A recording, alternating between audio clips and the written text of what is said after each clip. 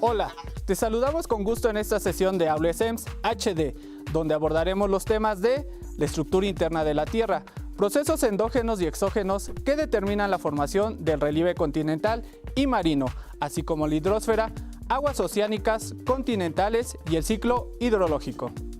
Asimismo, conoceremos la importancia que tiene la atmósfera, la estructura y composición de la misma, tiempo atmosférico, clima y la prevención de desastres derivados de la dinámica terrestre. Te invitamos a realizar tus anotaciones. Disfruta de este programa y ¡comenzamos!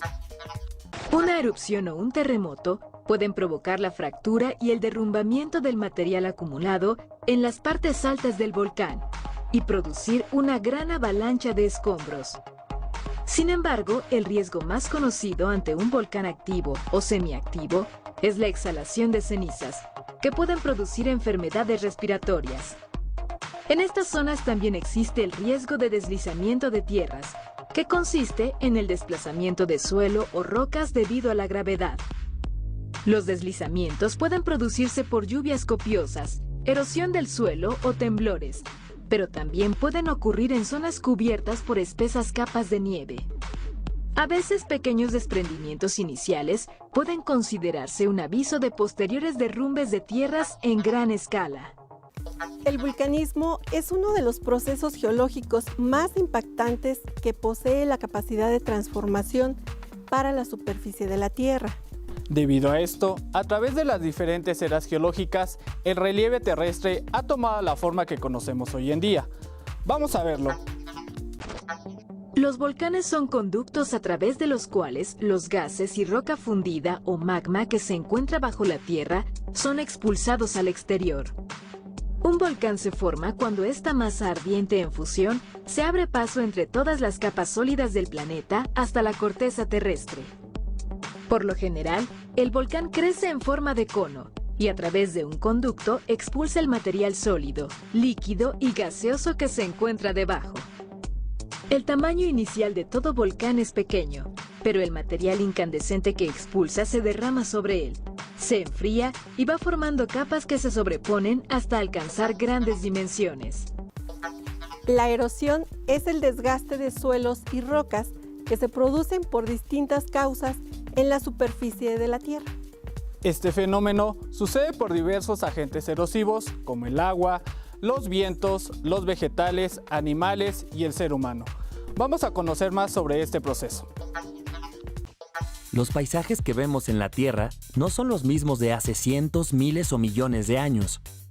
El relieve del planeta ha cambiado debido a las fuerzas externas que lo modelan. Dichas fuerzas se clasifican en dos tipos, el intemperismo y la erosión. El intemperismo abarca todos los procesos que transforman o destruyen las rocas en el mismo lugar en el que se encuentran. Esos procesos pueden ser físicos, químicos y biológicos. El intemperismo físico transforma o fractura las rocas, sin alterar su composición química. Se presenta, por ejemplo, a consecuencia de los cambios de temperatura o del congelamiento del agua dentro de las grietas de las rocas.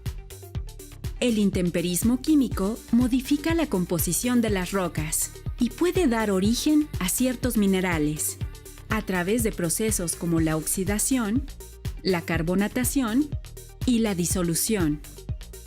Los seres vivos podemos provocar cambios en el relieve a través de nuestras acciones y procesos vitales. Esto se conoce como intemperismo biológico. Un ejemplo de ello es cuando los animales pisan y quiebran los materiales, o cuando las raíces de las plantas los rompen. Por otro lado, la erosión es el proceso continuo por el que el material rocoso es removido de su lugar y transportado a otro donde se acumula. Existen diversas formas de erosión. La causada por el viento se llama eólica. El viento remueve el material más débil, lo transporta y acumula. Un ejemplo son las dunas en el desierto. El agua ocasiona diferentes tipos de erosión. La pluvial, es decir, a consecuencia de la lluvia que fluye en las superficies o se infiltra entre las rocas o al subsuelo. La fluvial, por la acción de los ríos, puede formar meandros, valles o cañones. La marina que afecta las costas por el movimiento de las mareas y las olas, además de modelar playas y acantilados. La erosión por aguas subterráneas, que generalmente diluye rocas calizas y forma cavernas con estalactitas y estalagmitas. Y la glaciar, debida al curso de hielo, que además de desgastar, puede atrapar y transportar material. Las rocas forman parte de la corteza terrestre y se clasifican de acuerdo a su origen, su composición química y textura. En su interior encontramos depósitos de gases, agua y magma. Algunas de ellas son muy valiosas para el ser humano debido a su forma, composición y el uso que tienen en la vida cotidiana, como el mármol, la obsidiana y la caliza. Muchas de las rocas existentes son muy apreciadas por el ser humano, ya sea por su belleza, su colorido, las formas que adoptan y el uso que se les ha dado en el curso de la historia para el comercio, la construcción y la industria. Las rocas ígneas, que son las formadas por el enfriamiento del magma, se van transformando hasta que se desintegran por completo, aunque este proceso lleva mucho tiempo. Los pedazos desintegrados se acumulan y consolidan formando rocas sedimentarias. A veces, estas rocas llegan a estar bajo presión o pueden calentarse. Esto altera su estructura y se convierten en metamórficas. También puede suceder que por algún movimiento de la corteza se abren camino hacia adentro del planeta, donde se funden con el calor, y cuando salen se solidifican y se convierten nuevamente en rocas ígneas. En ocasiones, algunos materiales son arrastrados por el agua o el viento. Estos materiales se acumulan y forman una masa compacta. Esas masas forman rocas llamadas sedimentarias. Pero si alguna de estas rocas se rompe en pedazos muy pequeños, se convierte en arena. La arena está compuesta por los mismos minerales que forman las rocas, pero cuando las plantas comienzan a brotar sobre la arena, los pedacitos de rocas pasan a ser suelo. La hidrosfera es la capa líquida de la Tierra y tiene una gran importancia para el hombre. Está dividida en aguas oceánicas y continentales. Sin ella, la vida no sería posible. Nuestro planeta está cubierto en un 71% de agua en sus tres estados de la materia: sólido, líquido y gaseoso. Se le llama hidrosfera a todo el conjunto de agua que hay en el planeta, ya sea en estado sólido, líquido o gaseoso. Se formó hace 4.600 millones de años, cuando el vapor de agua que existía en la atmósfera primitiva de la superficie del planeta comenzó a enfriarse. Esto hizo que el vapor se condensara y se precipitara en forma de lluvia, formando océanos, mares, ríos terrestres y subterráneos, glaciares, lagos y lagunas. Todo esto sumado con el vapor de agua es lo que forma la hidrosfera. La oceanografía es la ciencia que estudia todo lo referente a aspectos físicos, químicos, biológicos y geográficos de los océanos. Asimismo, los ríos forman parte de las aguas continentales. Su origen puede ser pluvial, glaciar, lacustre o de tipo mixto. Las aguas oceánicas son las que se encuentran en los mares y en particular en los 5 océanos: Pacífico, Atlántico, Índico, Antártico y Ártico. Rodean por completo a todos los continentes y se caracterizan por su nivel de salinidad. El promedio de sal por cada litro de agua marina es de 3.5 gramos, aunque esto varía, ya que cada mar y océano tiene un diferente grado de salinidad. El agua del Mar Muerto, por ejemplo, contiene tanta sal que prácticamente nadie se puede hundir en ese lugar. Esto se debe en gran parte a que junto con la temperatura, la cantidad de sales determina la densidad del agua.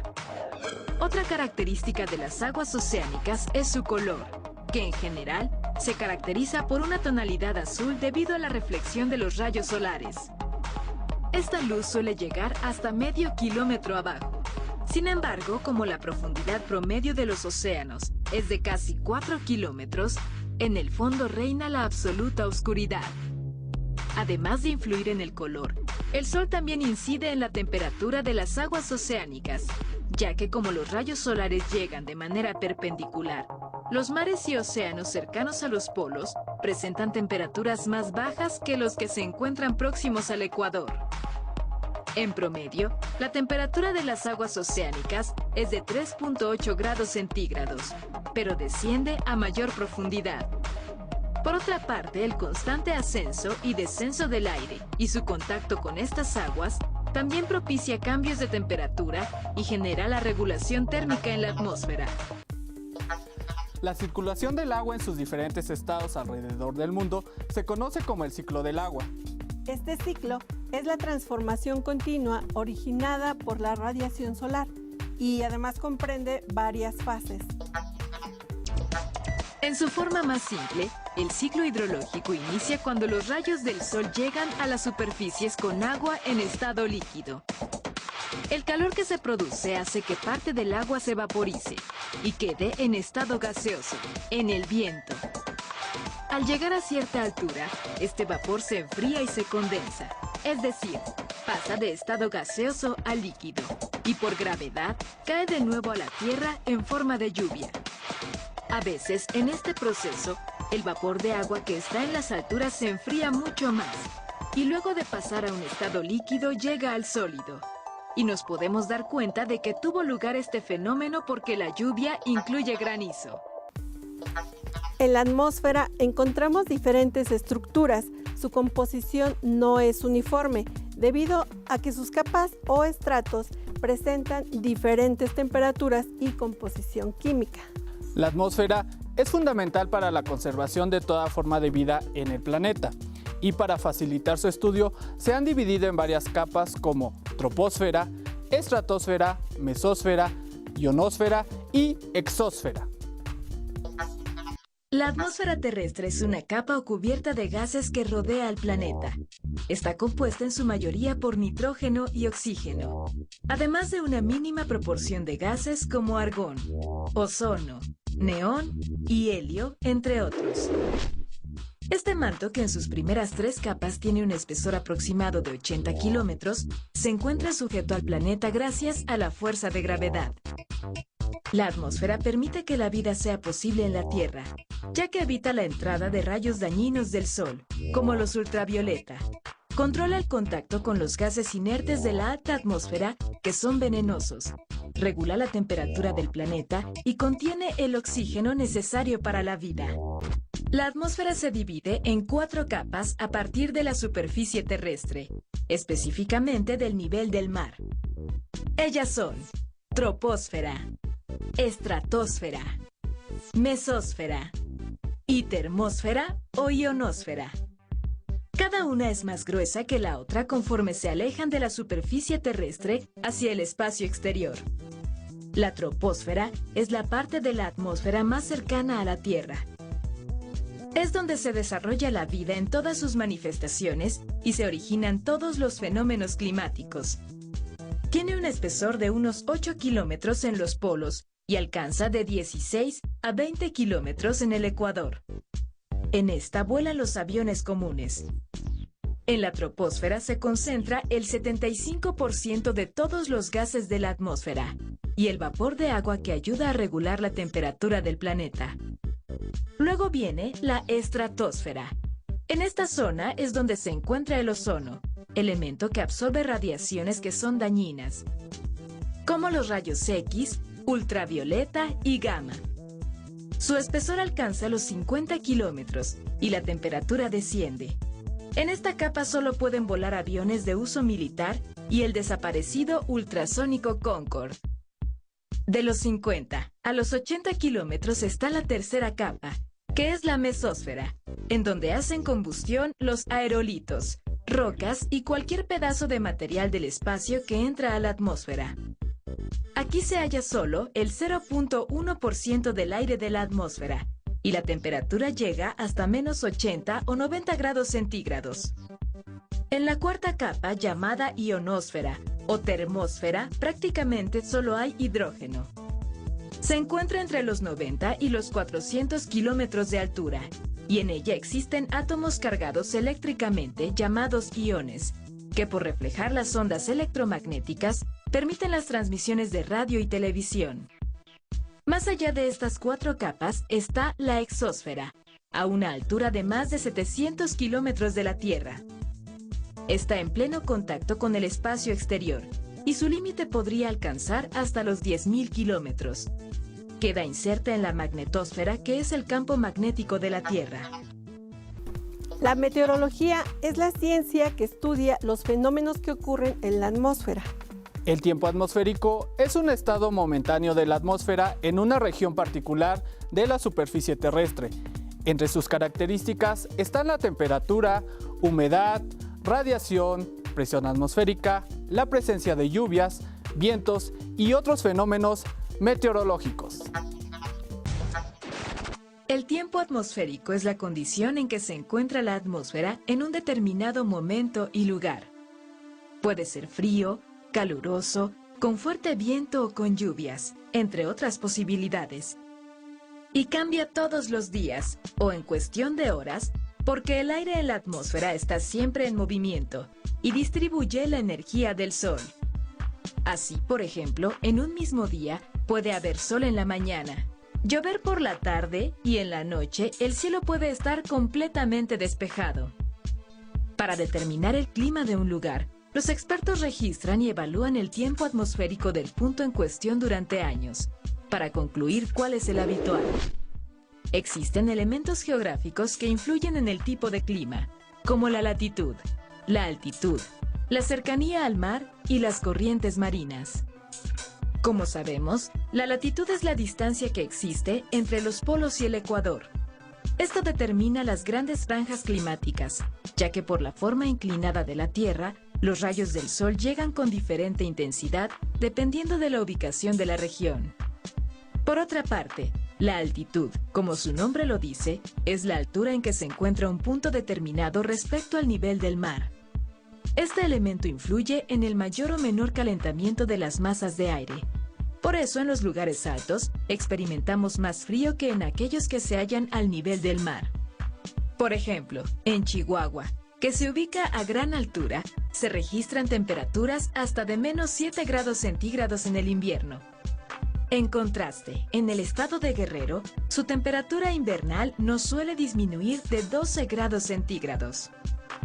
Para predecir el tiempo atmosférico, los meteorólogos consideran estos elementos en relación sobre todo con 3 factores: la humedad, la temperatura y la presión de la atmósfera.